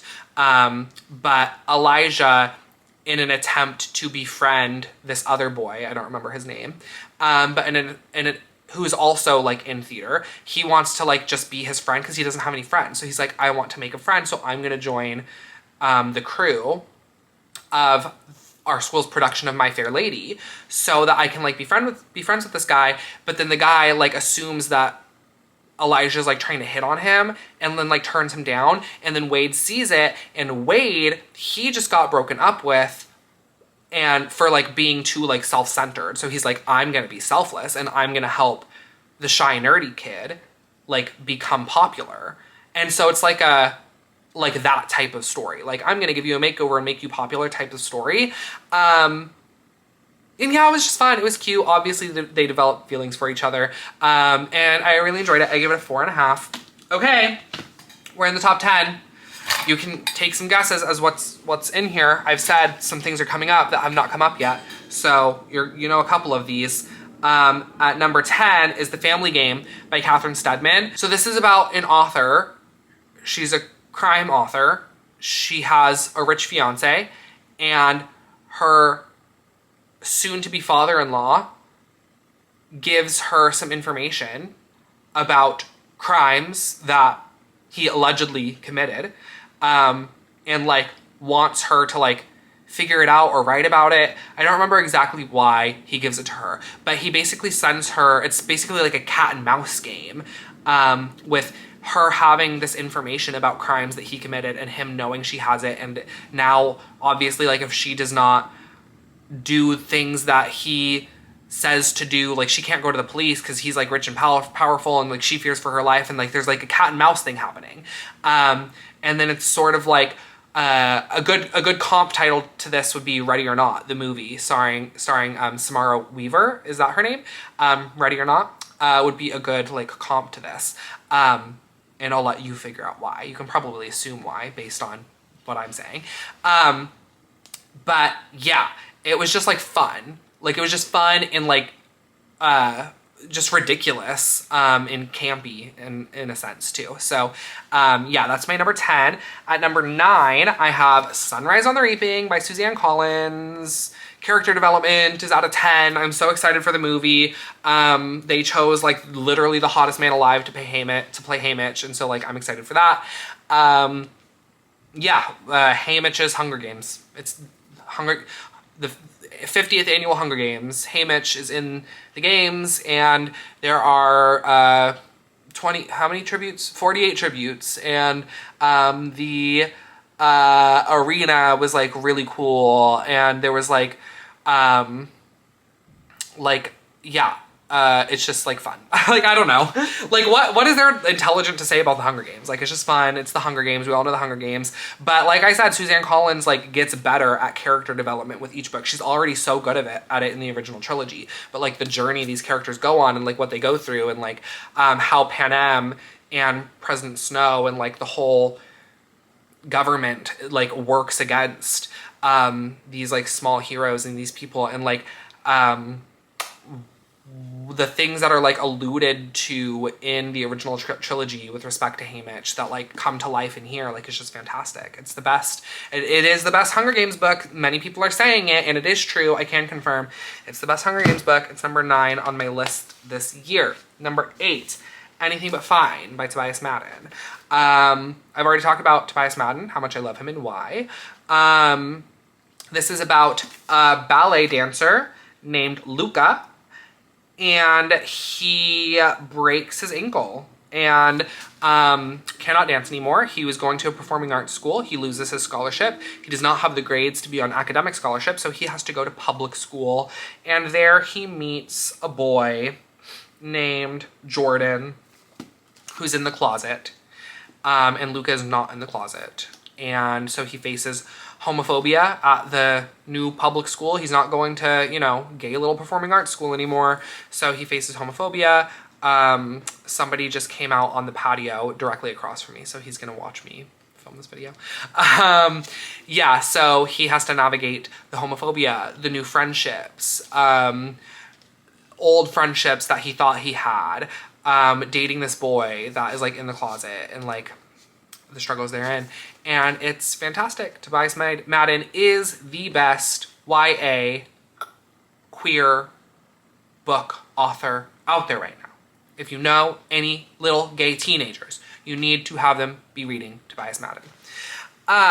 Next, at number 7, They Hate Each Other by Amanda Woody. Is that her last name? Or Amanda Woolley? One of those. The name of this book does such a disservice to what this book actually is. It just seems like an enemies to lovers rom-com, and that's it. Like, ooh, they hate each other, and then they're like gonna not hate each other. And it seems like that's all it is. No, that's not all it is. Oh my God. This book completely took me by surprise. We're following, I don't remember their names, unfortunately, but 2 characters. One has like an estranged relationship with his brother, and his mom is like barely in the picture.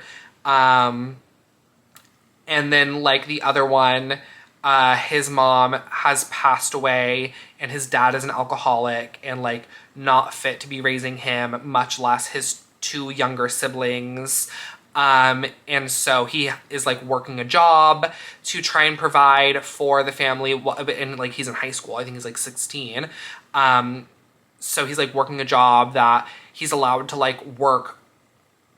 His like boss lets him work way more hours than like the law says he should be allowed to work. And so he like works off the clock just for tips, to try and provide for his siblings. And then like, the other boy, like I said, he has like estranged relationships with his family, and there's just so much in there that like anybody could feel represented. Like any teenager could be reading this and feel represented, because there's so many different like dynamics that the characters are having to contend with, and like different family different family situations that like somebody who maybe has a rough home life in addition was struggling with their sexual identity, like could definitely see themselves in this book. And it's similar to The Long Run, which I talked about, in that sense that there are these adverse family relationships that they're having to deal with in addition to this romance, but does not have the like almost sexual exploitation that The Long Run has. So if you liked the long Run, if you've read it and you liked it, then you should absolutely read this. You will love this. I think it explores all of those dynamics better, is way more age appropriate. And my God, it's just like, I was so surprised reading this book, because when I started reading it, I like didn't really want to finish, because I like hated the characters so much. But having then got to the end, like I think it was like intentional, making the readers not like the characters. Like I don't think it was bad writing. I think it was like just added to the character arc, because they're so flawed and so unlikable in the beginning, and then like throughout the book you like see why they are like that, and then by the end like I completely loved them both so much. Oh my God, it's so good. It was such a good book. Next, number 6, I have why did I say it like that? Hunger, A Memoir of My Body by Roxane Gay.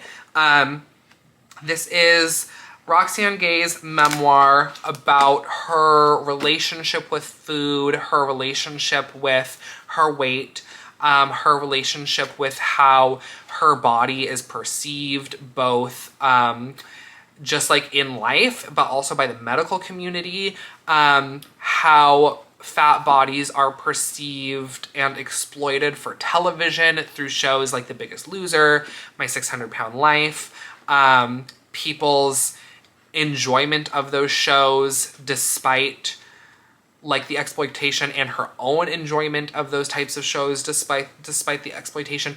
It's just such a thorough accounting of the human relationship with fatness,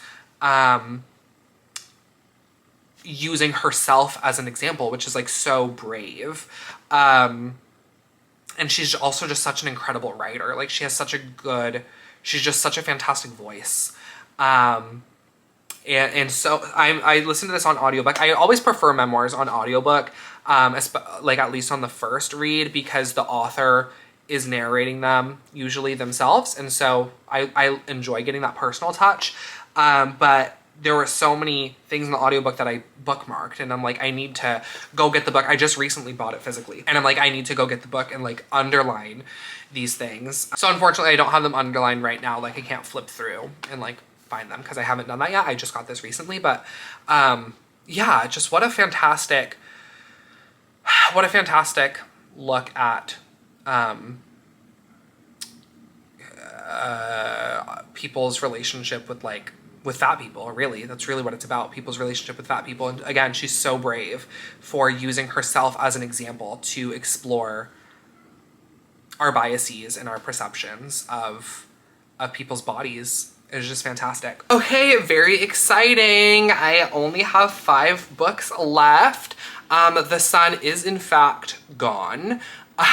So I had to get out my ring light. I did buy, just last night, it's coming tomorrow, a new like windshield light tripod setup. Like I am really committing to the vlogging lifestyle now. So I got some new equipment. So hopefully the light issue will be getting better throughout the year. But for now, this is what it is. And I think it's like fine. But okay, so my 5th book of the year is Know My Name by Chanel Miller.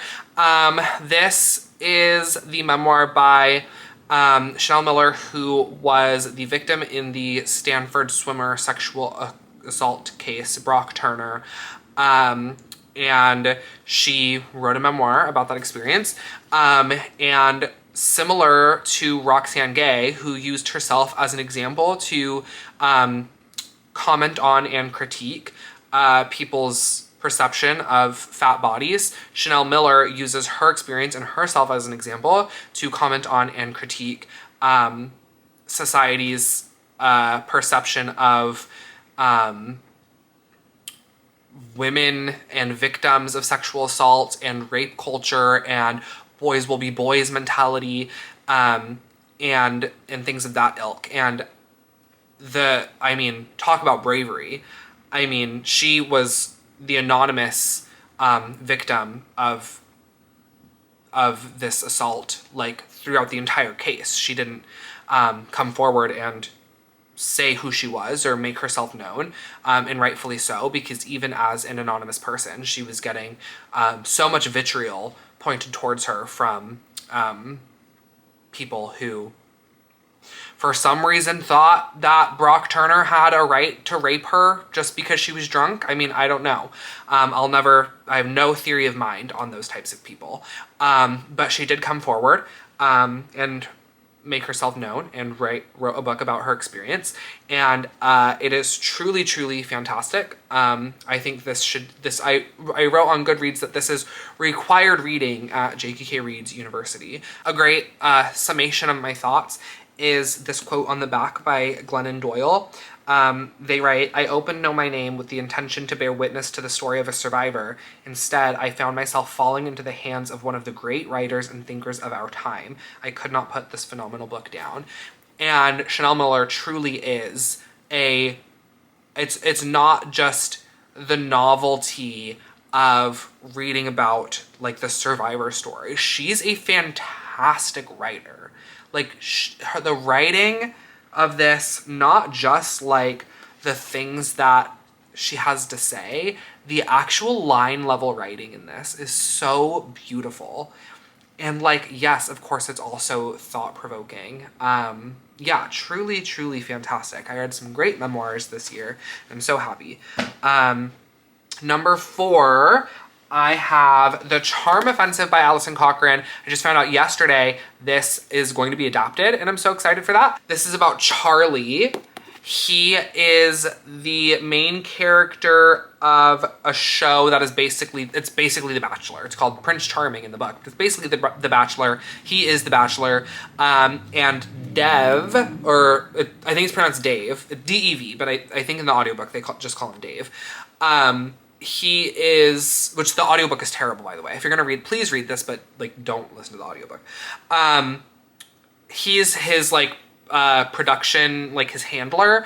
God, the lighting looks bad. I look so washed out. Sorry, I like don't feel like fixing it. But yeah, so yeah, Charlie is the Bachelor. They're gay. He's gay. The Bachelor is gay. He has to date all these 20 women, but he's gay. Dave is also gay. They fall in love. When I read this, I thought this was going to be my favorite book of the year, and then I just continued to read books that turned out to be favorites. One of them. Yeah,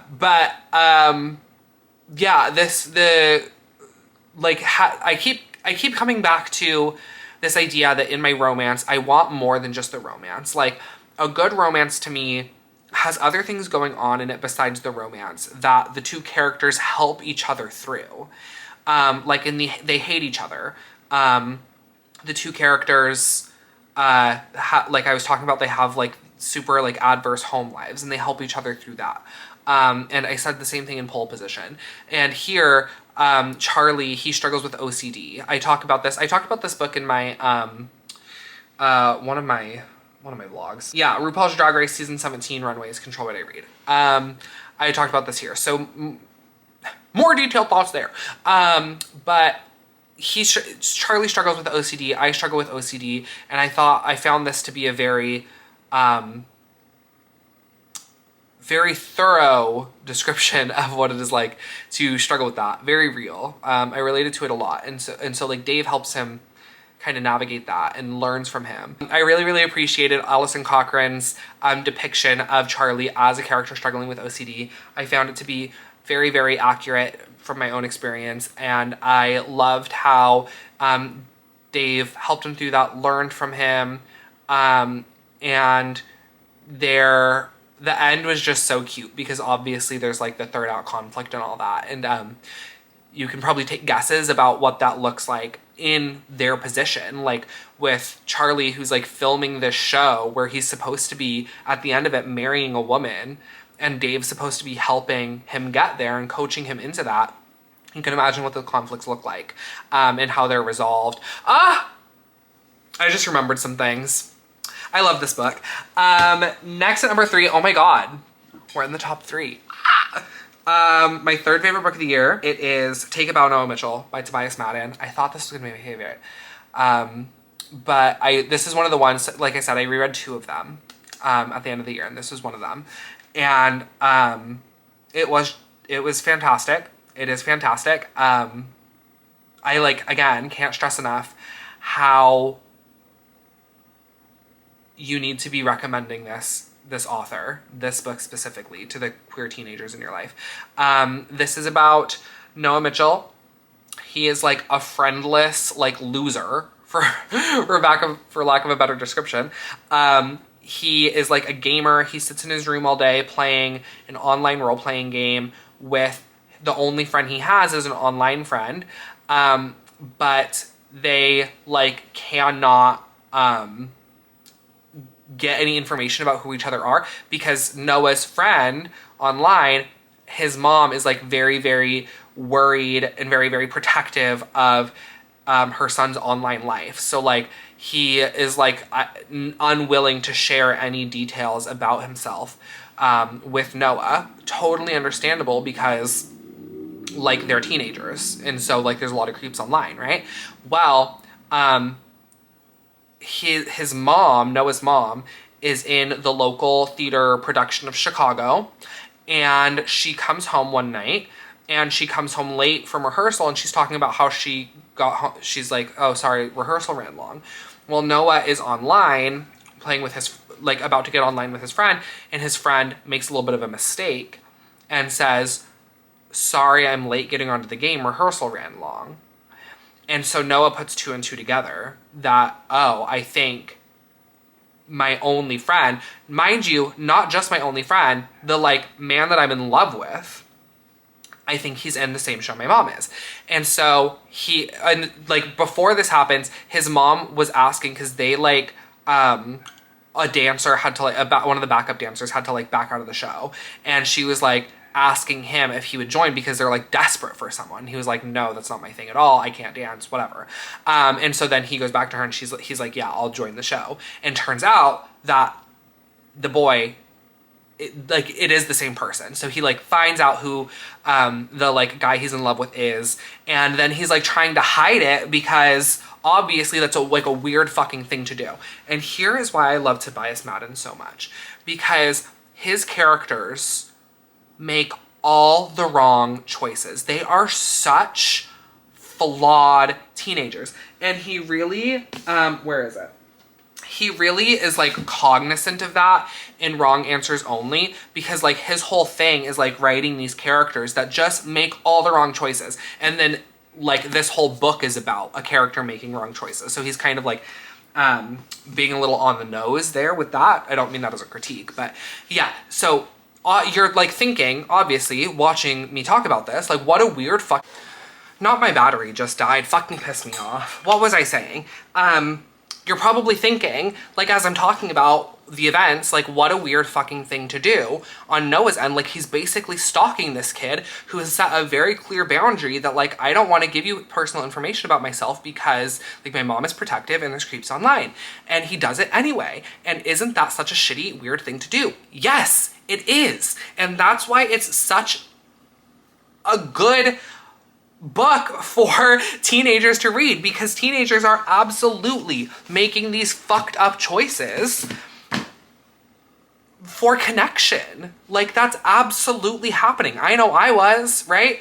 So it's so good. And then, like, there's also these other dynamics, like Noah's family dynamics. He has, like, a really bad relationship with his mom. His mom is, like, overbearing, like, victim type, like, guilt trips her kids into, like, why don't you love me type beat, why can't you just do these things that I'm asking, like, I'm, like, you know, like a guilt trippy mom type beat. And the way Tobias Madden handles her, like, he handles her with, like, so much care, obviously from Noah's teenage perspective, like, she's, like, a bitch, right? But then, like, stories progress, dynamics change, characters come to understand each other, and Tobias Madden handles her with so much care, and I appreciated that so much. And my God, I love this book. I love this book so much. I cannot, oh my God, I sound like a broken record. I cannot stress enough. And now my light just died. My life is falling apart. Whatever, the lighting looks fine. I cannot stress enough how desperately people need to be recommending Tobias Madden to the queer teenagers in their life, or whomever. Like anybody can, I'm sure, can appreciate. I'm 30, right? And I appreciate this book. I specifically appreciate it because I feel like I would have needed to read it as a teenager. So, like, even if you're a gay man in your 30s, like, and you're trying to feed that child that didn't get the representation that would have been so beneficial to him, like, you need to be reading Tobias Madden. So this was, like, a 5-star. Third favorite book of the year. Okay, apparently my light didn't die. It just, like, turned off for some reason. I need to finish this video. Okay, my second favorite book of the year. This is going to spoil my favorite book of the year because I've already mentioned that it's gonna show up, but whatever. Do you care? What I care about is this light. Okay, I feel like that looks so much better. My second favorite book of the year is The Teller of Small Fortunes by Julie Leong. I read this in my RuPaul's Drag Race All-Stars 10 Runways Choose My TVR episode 2. Yeah. So you can see my full thoughts there. This is about this girl, Tao, this young woman, Tao. She is a teller of small fortunes. She lives in the land called Ashtera, and she is a traveling fortune teller. She has, you know, her donkey and her little carriage and her tea, and it's all very cozy. Like, it's a very cozy traveling story throughout these lands. So Ashtera is meant to be sort of like Britain, the UK, and she is from a land called, what's it called? Shannara. And Shannara is meant to be like Asia, basically. So she's an Asian woman and living in a white country. And so she's a foreigner. And she is sometimes treated perfectly fine, but often treated as a foreigner. So there's all that conversation there about being a foreigner in a country who there's war happenings between Ashtara and Shannara. And so being a foreigner from the country that your country is starting to become at war with, like, obviously, you can imagine the conversations, right? So those are all there. And it's also like very cozy, and like there's a found family aspect. So Tao, she meets in her travels a cast of characters who end up traveling along with her, and they all have their own motivations for being on the road and traveling that are all explored in a really cute way. And all the while she is just going and setting up shop and telling people small fortunes, helping people in, you know, the ways that she can. But she has the ability to tell larger fortunes. She just chooses not to. And why she chooses not to is an aspect to this as well. Why isn't she using the full extent to her prophetic abilities? Well, there's conversations about how people in power use people with alluring them with, you know, fortune and stability and things like that, to use them.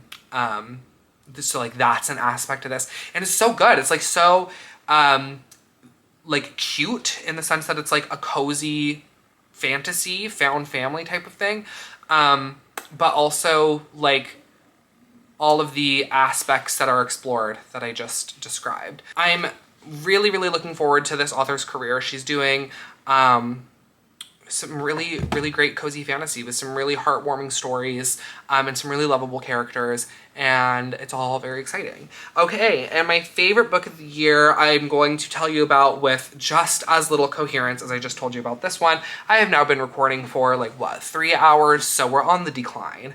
But my favorite book of the year, I have made this decision not lightly. This was very, very hard.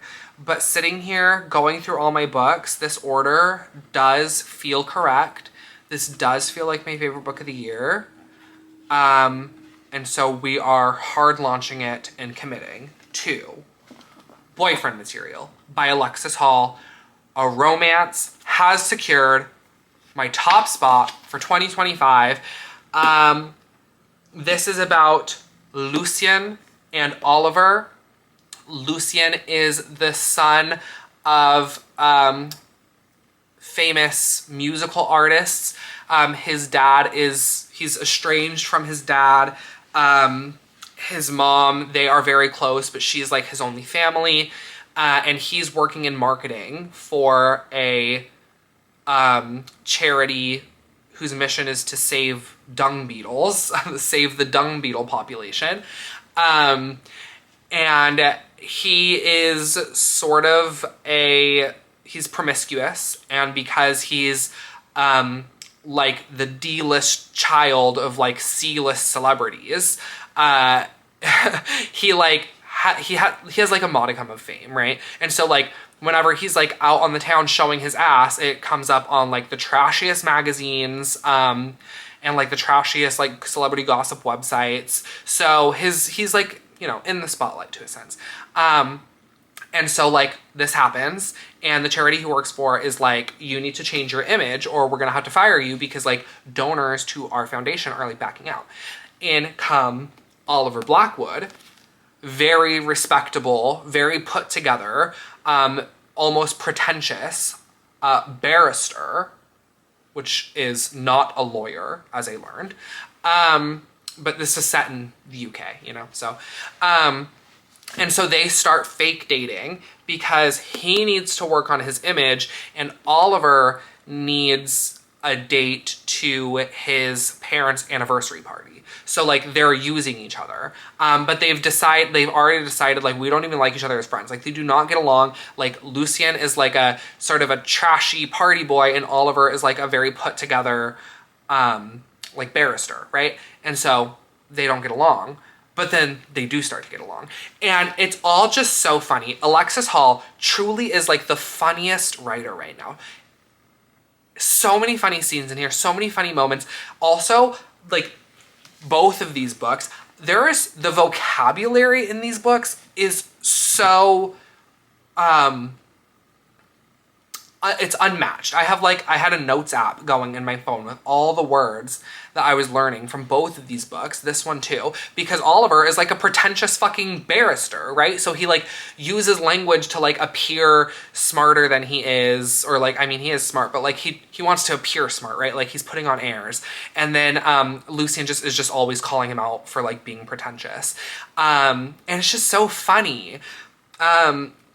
Is this doing like advanced critique on things in the way that like I kind of feel Take a Bow, Noah Mitchell is for that age group? Like, is this doing that? Like, probably not. Does it have like the nuanced conversations about mental health the way that the Charm Offensive does? Sort of, but not as much. But this is just such a smart, it's an intelligent, funny, heartwarming romance between these two and oh my god, it's just so funny. The way he like plays with Oliver, who's like, again, a barrister. So like there's this one scene where Oliver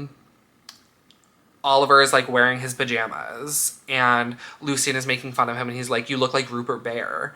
And Lucien is like, or Oliver is like, Rupert Bear never wore anything like this. And then Lucien is like, well, I feel like he would, like it's something he would wear. And then Oliver's like, that seems specious. And then Lucien is like mocking him because like he's a barrister. He's like, Your Honor, the defendant is being specious. And like just like making fun of him. And then like Oliver says some shit, I don't remember what it is. And then Lucien is like, Your Honor, the defendant is being mean to me. Like they just the way they play with each other is just so funny. Ah! I'm getting butterflies. I'm like kicking my feet talking about it. It's so fucking cute. They are so fucking cute. So yeah, this is my favorite book of the year. This is my favorite book of the year. And this was the other one. So I said I reread two. One of them was Take a Bow, Noah Mitchell. The other one was Boyfriend Material. These were the two that I reread. And because I thought one of these were going to be my favorite book of the year. I thought it was going to be between these two. So how did The Teller of Small Fortunes get in there, you may be asking? Well, because upon rereading Take a Bow, Noah Mitchell and like knowing what was to come in terms of the shift in dynamics and like how the characters grow, it didn't hit me as hard as it did the first time. That's what happens when you reread books, right? But it didn't hit me as hard such that my lingering feelings of The Teller of Small Fortunes could like work their way in there. And I also had to consider just how intelligent these books were. And like they really added something. Like I learned something reading these books, especially like in terms of like vocabulary. They're very intelligent books. Like the writers are very intelligent. And they're just like smart books. And so far as a cozy fantasy and a romance can be smart, but like they are smart. And then this is YA, you know? So I feel like this is incredibly useful for people of the age that this is marketed for. These are marketed for me and I got something out of them. So that's how this order came about. And I do stand by it, even though I fucking love Tobias Madden. But his adult romance is coming out this year. I think it's this year. And that's like, that has to be my favorite book of 2026, right? Like it's gonna have to be. Anyway, my God. that was my 2025 wrap up. Here are the top 5. Boyfriend Material, The Teller of Small Fortunes, Take a Bow, Noah Mitchell, The Charm Offensive, and Know My Name. Should we do a little bit of this? Do we see a little bit of that? Oh my God. This is my first year on BookTube. I'm like kind of emotional. Like I just wrapped up my first book, my first year on BookTube. And I know I took a little bit of a hiatus. Like it was kind of just like the first 6-7 months, not 6-7, like the first 6-7 months that y'all have been here with me for. Because I got, like I've said before, I got a new job, and so I kind of had to take a little bit of hiatus. But so many of these books, like you've seen me talk about before, you saw me get to experience them for the first time. And yeah, it's fun. So I'm looking forward to 2026. A new year of reading is always so exciting. I've already read a couple books this year. One went fine, one went terribly, but I'm reading my third one right now and it's going good. So you'll see me talk about those when I wrap up January or when I wrap up the quarter, whenever I do another wrap up. And I think that's it. End video. Thank you guys so much. 1 year of JKK Reads. Wow. I'll see you guys next time. Goodbye.